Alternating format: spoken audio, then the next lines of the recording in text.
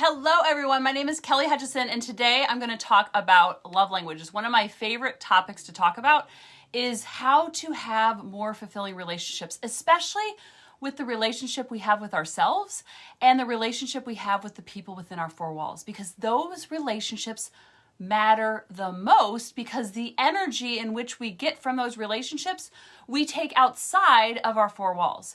And so when we get connection, through the people within our four walls, including the relationship with ourselves, you will be blown away by the amount of energy that you have for your relationships outside of your four walls. Is that better? Okay, so this is developed by Gary Chapman. He's a marriage and family therapist. He wrote a book. It's been translated in a gabillion different languages, sold a gazillion copies, and the reason why is because it works. It works with your relationship with yourself. It works with your relationship with your loved ones. If you're married, with your kids, with your sister, with your uncle, with your greedy grandpappy. The relationships that we're most vulnerable in are the relationships that can give us the most connection and most fulfillment and most energy. And so I want you to think about your relationships and think about those people that can either drain you or energize you. Now, we talk a lot about within our four walls because that's who you spend most of your time with. And energy is very contagious. So hey Dale. So if I'm in a funk, then everybody in my family is going to feel it. It's very funky feeling for all of us, or if my kids are, or if my spouse is. And so we always have to focus on our side of the street and the energy in which we're bringing to our relationship. Our kids and spouse usually are a reflection of our energy and what we're bringing to the table. Now, you can use the example, my daughter said, because we talk about Saturn and in our four walls, that is the most impactful on your relationships are the ones within your four walls. And then you go outside the Saturn, and then it might be the four walls in which you grew up in, if you're still connected with them. Then it might be your workplace. Then it might be if you go to the gym or church or the synagogue. If you go to other places, those relationships matter too. But when you live your life from the in to the out, you're not seeking connection so much through Facebook and artificial things like food, or through Facebook, or through drinking, or through buffering, or shopping online. You're not seeking that connection so much because you're living your life from the in to the out versus living your life from the out to the in. Now, Kyle Cease talks about that a lot. He changed my life as far as living your life from the in to the out. So my daughter said, so does that mean that you love us more than you love Aunt Molly? Aunt Molly's my sister. And I said, no, it doesn't. It's not a matter of loving them more or less. It's a matter of energy. Because I said, picture Aunt Molly. She lives 20 minutes away. I said, picture Aunt Molly if she's not feeling well. Let's just say she's laid up on the couch with a fever, okay? And she's not feeling well. So we're going to feel sadness and empathy and compassion for Aunt Molly because so we might send her a card. We might drop off some chicken soup by the front door. We might send her a nice text. Hope you feel better. We're going to think about her, but the energy is not going to impact us as much as if Daddy was on the couch and he wasn't feeling well, because we're around that energy. And so we're absorbing it all the time. So sometimes people move their people outside in the Saturn walls, or outside on Saturn and further out on the spectrum, so to speak, because you can love them from afar. Okay, so I'm getting low battery. That's not good. So let me get into the 5 love languages. This is not my doing, but this has been such an impactful way to move within our lives and what I love to teach, because when you have energy within your four walls, then that energy expands out into your Saturn. And so when negativity comes in, you almost have like a protection of love, like a love bubble protected around you. So then when the outside forces, so to speak, or someone online or someone at your synagogue or someone says something like, why are you doing that? Or there's some criticism, it doesn't impact you so much because it's the grain of salt is given to that impact statement. Whatever that statement was that kind of rubbed you the wrong way, it's much different if it's 4 rungs out on Saturn versus if it's within your 4 walls. And you don't want it to be yourself who's the one being super critical of yourself. When you start focusing on how you're talking to yourself and encouraging yourselves and finding out what your love language is, and then filling your own cup, so to speak, with your own love language, because everybody wants to find out their love language so they can tell their spouse, tell their kids, this is my love language, fill me up, fill me up, fill me up. That's not their job, nor can they do that. So when we fill up our own cup, so to speak, our love cup, I call it, then we have abundance to give to with the people within our 4 walls because we've already filled ourselves up. So finding out your love language is for yourself. Then finding out the love language for the people around you is also impactful because then you make deposits into their love cups and then you get an ROI. Now, we all know what ROI is. I actually didn't know about a year or two ago. Maybe you don't know. ROI is you get a return on your investment. It feels good to love people in the way that they like to feel loved. Where we run into problems sometimes is we think that we should be married and have kids that are just like us. So the way that we feel love is often the way that we give it. So the 5 love languages, I don't think this is backwards. I think this one's backwards, but then I printed it backwards, so this should look right for you. So for me, it's backwards, but when I look on the screen. So words of affirmation, acts of service, receiving gifts, quality time, and physical touch. Now, I'm just going to give you a summary of this, but there's so much information online. You could just say, tell me more about love languages. There's a quiz that you can take. You can have your kids take it, your teens. If your kids are little, then you can kind of guess. Like if you have a child who's following you around, and I used to say my daughter wanted to climb back in my uterus. If you have someone who's following you around and won't like give it like a second to breathe, they're probably physical touch or quality time, or a combination of both. If they always want to be held, then that's probably their love language. They don't know any different, so they're just like, and then the more we quote unquote push them away of like, go play somewhere else, so you need to have your independence, the more they want it. It's because they become very needy and graspy, because our love for them is like their oxygen mask. So the more that we push them away of like, oh my gosh, you never give me a second, the more that they get clingy and needy, because then they feel like, oh my gosh, I'm going to run out of oxygen. Our love for children, small ones especially, is their oxygen. So you have to think about it like that. So it's almost like me going for a hug and then my spouse saying, no, I'm not going to give you a hug. Like that's going to feel such rejection. And that's how our kids feel when they're real little and they can't articulate it. So that's why they act out even more. Yes, the love cup is so powerful. So this works in all relationships. So words of affirmation could be compliments. You look so nice. You're such a good mom. I'm giving some examples for my husband. He's in the next room. Just kidding. Words of affirmation, you're such a good wife, you're such a good mom, you're so good at keeping the house organized. I'm so impressed you show up, on and on. You get the point. Compliments, okay? Acts of service. Now, the acts of service could be something like around the house. It could be like my husband, he's big acts of service. So like when our battery was out on our alarm, he was like, I'm going to go change the battery on Saturday when I have some time, because he had to go to a special battery shop. And so then I'm like, yeah, that's cool. So then a couple nights go by and I'm like, I'm actually not sleeping as well, because I realize I sleep better when the alarm's on. When the alarm not working, I'm a little bit more uneasy. I can't believe how much I'm relying on the alarm. And then the next day, he's lunch break. He works from home, but he never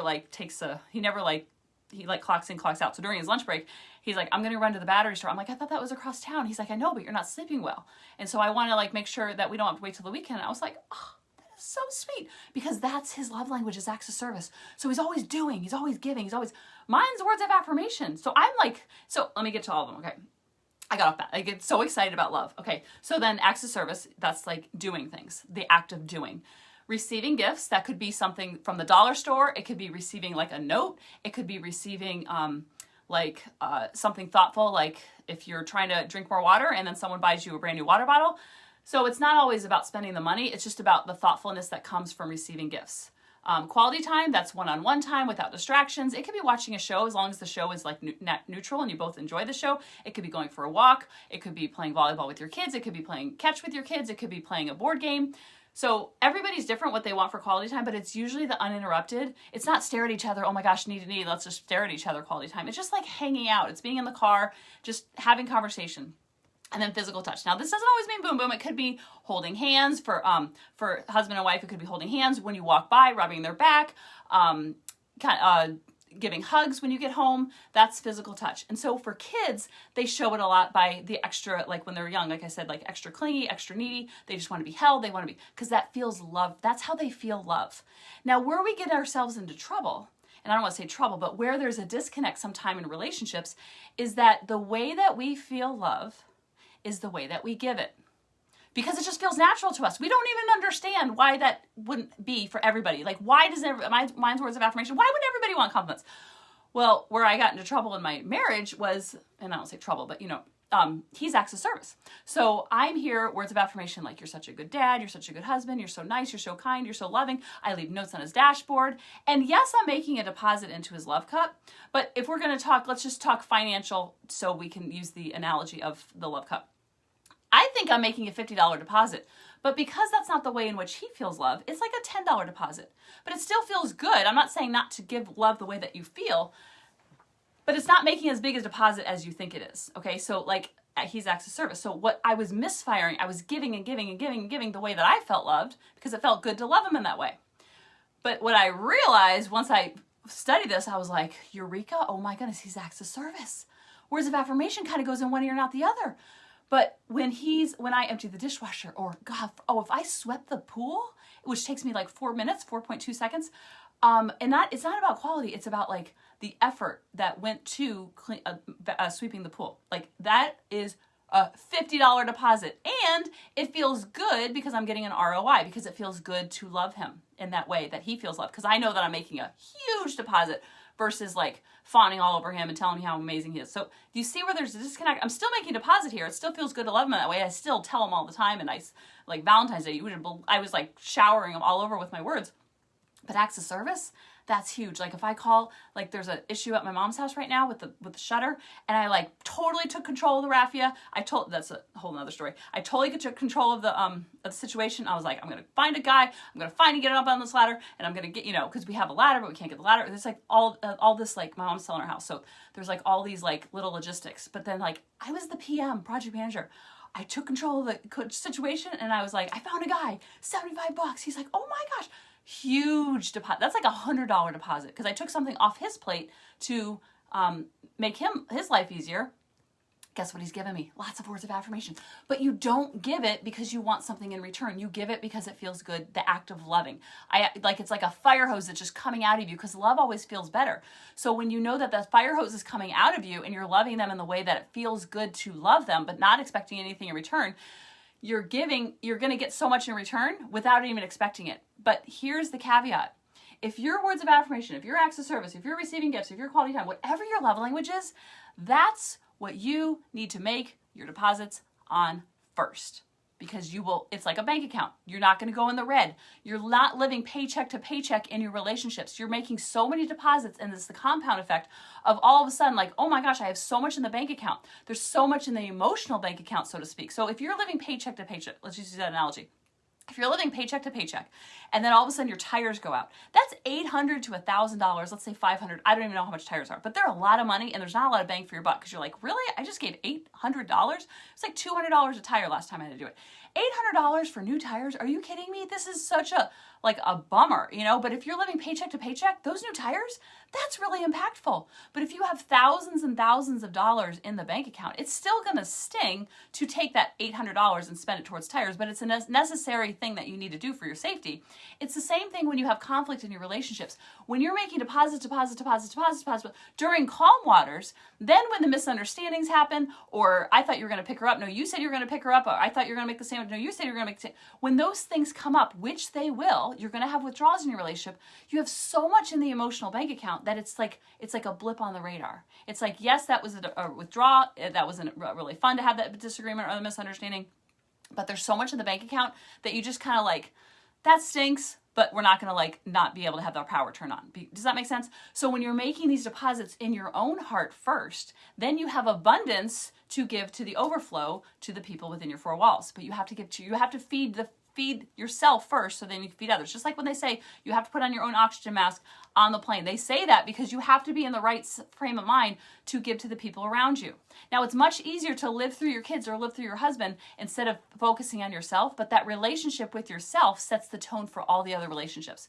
Now, with kids, both of my kids are quality time. So quality time is, I'm probably words of affirmation and then probably secondary. You have a primary and a secondary. My secondary is probably acts of service. So quality time, it's not natural for me, but I have to make it natural for me because I like my alone time. I like hanging out with myself. My kids are always like, "You're ever bored?" I'm like, how could I be bored with myself? I love being with myself.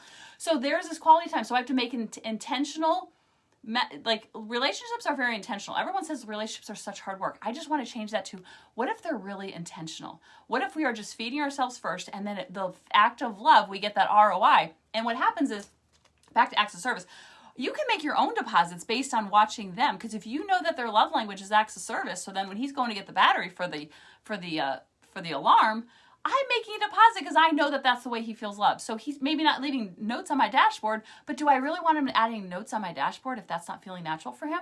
Just like that just feels very unfamiliar. Like, yeah, you can, but it's probably not going to happen. So in the meantime, I could sit by and be bitter critter and wait for the notes on my dashboard, or I could just be like, oh my gosh, look what he just did so I could sleep better. He went clear across town to get the special battery. Again, I'm making my own deposits because I'm watching and I'm seeing and I'm like, oh my gosh, it's just a fire hose coming out of him. So with kids, both my kids are quality time. So with my son, he's a big baseball player. He loves Mario Brothers. So if I ask him like, you want to play Mario? He's like, oh my, are you kidding me? And so I'm making deposits.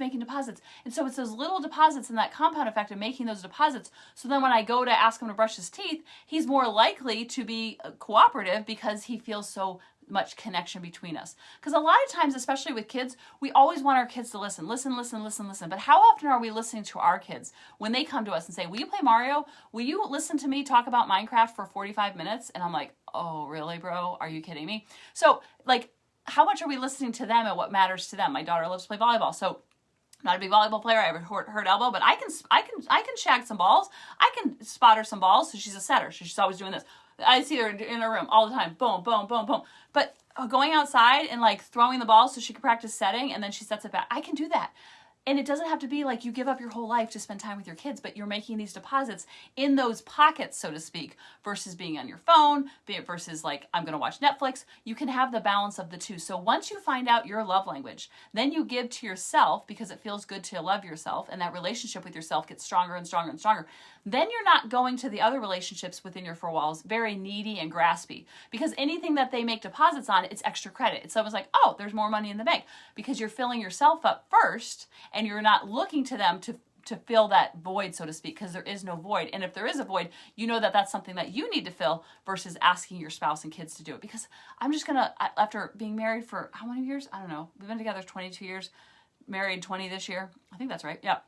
My kids are 10 and 12. It's not their job to fill up our love cup, nor can they do it in the way that we always want them. But a lot of times we have a manual like, I just need you to do X, Y, Z, X, Y, Z, because our brain is always trying to stop us from being vulnerable. When we stop ourselves from being vulnerable, then it feels like it's protecting our heart. But what's happening is when we are holding back, or we are pouting, or we're resentful, or we're hiding behind a wall, or we're stonewalling, or we're very aggressive and out there, what we're doing is we're actually hurting ourselves in the process, because we're stopping and dimming that fire hose that we want to, like, naturally most people love to love. So that fire hose, we're actually dimming the fire hose and not letting it just go full blast because we're so afraid of being hurt. So then we hurt ourselves on purpose ahead of time to prevent hurt. Isn't that crazy what our brains do? But this is what our brain does without mind management, because our brain wants to seek pleasure, avoid pain, and be efficient at all times. It does not want to change. It doesn't want to be vulnerable because it's so afraid of being hurt because it's been hurt before. If you see a 2-year-old, they are wide open with their love. They are just like, I love you, and there's nothing you can do about it. And so we can, as adults, remember that little girl or that little boy inside of us and love without any fear and love without abandonment, and just let that fire hose go, and knowing that it's up to them if they want to receive it. And if they move out in the Saturn, that's okay too. But we can just love them from afar, because love always feels better. So comment below your biggest takeaway. I'm going to post the quizzes for relationships as adults, relationship for kids, and I think there's one for teens too. So you can take the quiz, but your first inclination is going to be, this is my love language. Now everybody fill me up. What you're going to do with this information is, this is my love language. I'm going to fill myself up because it feels good to love myself and to be kind to myself. And then you're not going to go around being needy and graspy within your four walls, wanting them to give you something that you can't give to yourself yet. And that's okay. So you don't go to that relationship like, fill me up, fill me up, fill me up. Anything they give is extra credit. And then you know that you're around kind people. So kind people will always, like when you drop your walls of vulnerability, the people around you will drop your four walls. I promise on a stack of Bibles. I love you guys. I hope this helped. Comment below your biggest takeaway. And what's your love language?